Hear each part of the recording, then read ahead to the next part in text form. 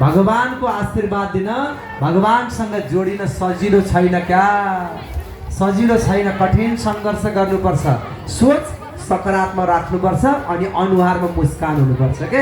मुस्कान भएन भने भगवान भेट्न सकिँदैन। र विशेष यहाँ सबैमा मुस्कान बढोस्, उत्साह बढोस्, ऊर्जा बढोस् भन्ने हामी कामना गर्छौँ।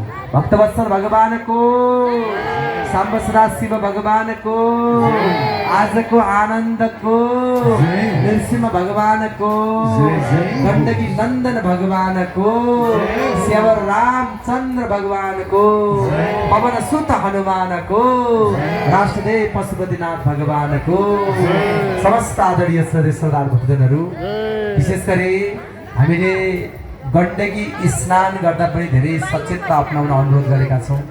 समयमा बन्नु होला भनेका छौँ। र कयौँ आमा दिदीबहिनीहरू हिजोका दिनमा पर्स हरायो, मेरो मोबाइल हरायो, मेरो सिक्री हरायो, मेरो मडहरी हरायो, मैले लगाउने गरगह हुनुहुन्छ। हामीले बारम्बार भन्छौँ आफ्ना सामानको सुरक्षा आफै गर्नुपर्छ, किनकि तीर्थ आउँदा भिडभाड हुन्छ। सामान हरायो भने त गाह्रो भयो नि त, त्यसैले आफ्नो सामान सुरक्षित